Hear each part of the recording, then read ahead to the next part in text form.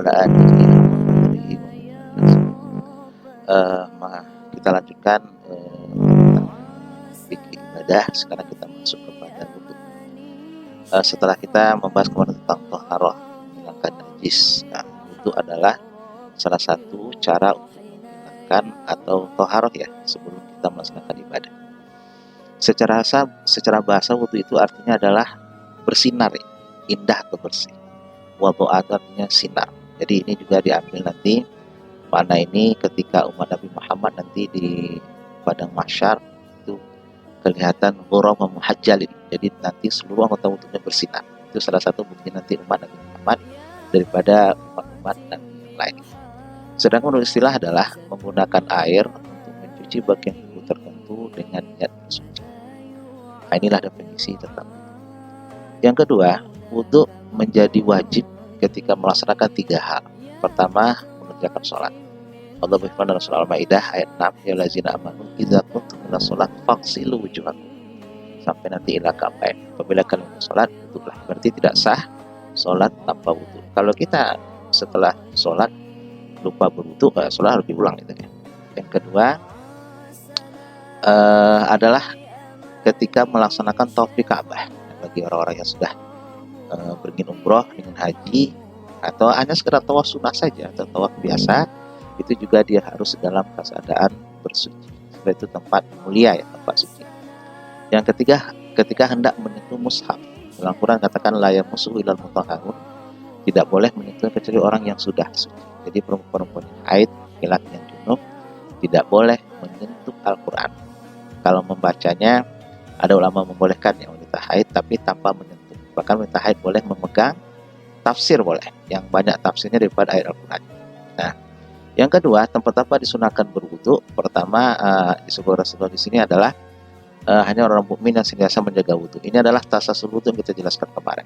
Artinya, ketika kita ingin berzikir, berdoa, baca Quran, tidur, sebelum mandi, ya, sebelum menguburkan jenazah, itu sunnah kita berwudu. Bahkan kita jelaskan kemarin, ulama dulu selalu menjaga wudu, namanya tasasul wudu, walaupun bukan untuk sholat.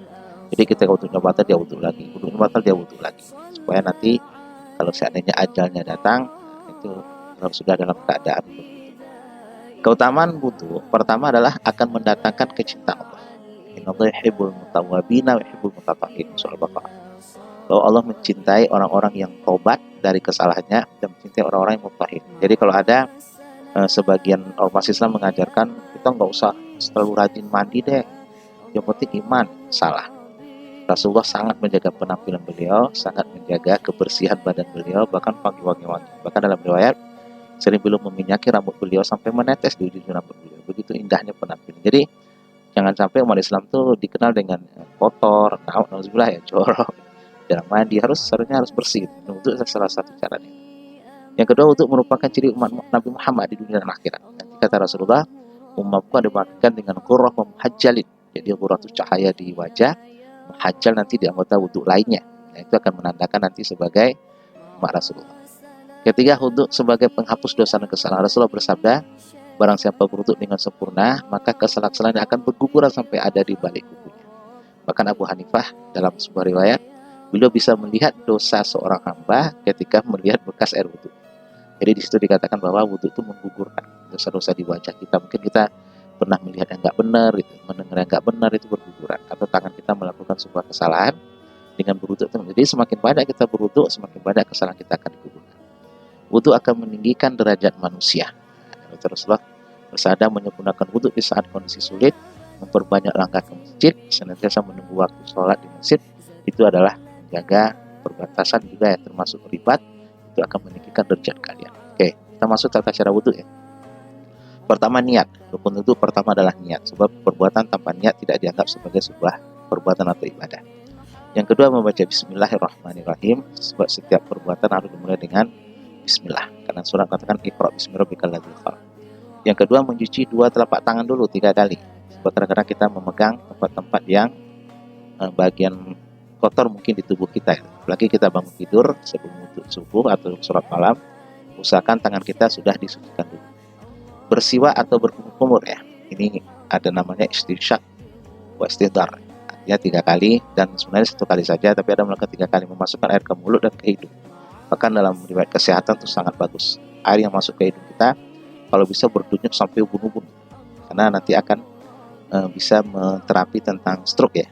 Karena jadi kalau bisa kita masuk air hidung sampai berdenyut, memang sakit sih itu, tapi itu katanya terapi, kata dokter bahwa umat Islam itu sudah punya terapi untuk mencegah stroke, yaitu dengan berkumur-kumur ya, madmadah wa istinsyaq. Madmadah itu berkumur dan istinsyaq itu masuk air ke hidung. Lalu kita membasuh wajah 3 kali sampai kita jenggot. Nah, wajah itu adalah mulai dari kening sini sampai ujung sini, itu namanya wajah. Itu harus kena. Jadi orang yang punya jenggot seperti kita ini itu harus air wudhu masuk ke sela-sela sampai ke daging di bawah sini, supaya ini masih masuk bagian wajah. Nah, itu harus. Lalu mencuci tangan kanan dari ujung sampai siku 3 kali, dan yang kiri juga sama. Lalu mengusap kepala.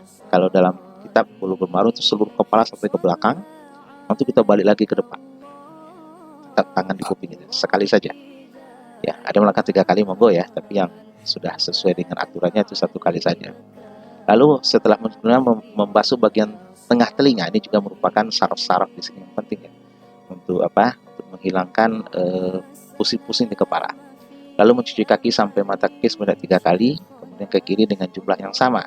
Setelah itu berdoa, asyhadu an la ilallah, la ilaha illa wahdah, la syarikalah, wa asyhadu anna Rasulullah, Allahumma ja'alni minat tawabina wa ja'alni minal mutatahhirin. Kita jaga ya, apa istilahnya untuk kita dalam konteks seperti itu. Nah, kalau kita lihat gambarnya di sini ya, pertama kita mencuci kedua telapak tangan dulu. Jadi sebelum wabah corona ini mengajar kita cuci tangan, Islam sudah dari dulu ya, sudah abad yang lalu menjaga kebersihan tangan. Sebab tangan ini tempat berkembangnya virus dan kuman ya. Lalu di sini kita lihat gambarnya memasukkan air ke mulut ya, madmadah. Ya, terus masuk air ke hidung yang kita jelaskan tadi, kalau bisa sampai berdenyut di ujung ubun-ubun ini untuk terapi stroke ya. Ya, supaya selalu membasuh wajah sampai ya, kalau bisa jenggot itu nanti di sela-sela, supaya nanti apa, airnya masuk ke dalam sini. Sebab nanti kalau tidak sah ya, karena tidak mengena air mulai dari ujung kening. Kalau yang pakai pecis buka dulu ya, nanti di ujung kening. Lalu tangan, kepala, kuping, lalu sampai kaki. Nah, mungkin walaupun kita sudah biasa melaksanakan ini, mungkin yang kita pelajari sini adalah marilah kita jaga wudhu kita ya, untuk seluruh umat Islam. Ya, walaupun kita tidak untuk sholat ya, misalnya kita mau perjalanan wudhu lah, mau naik pesawat wudhu lah, mau naik kapal wudhu lah, mau naik bis wudhu lah. Begitu nanti batal ada air wudhu lah, sebab Allah sangat mencintai orang-orang yang menjaga mutatahhir. Ini salah satu toharoh yang diajar ke dalam Islam, itu dengan berwudhu. Bahkan dalam beberapa hadis kalau kita mau tidur saja itu sunahkan berwudhu.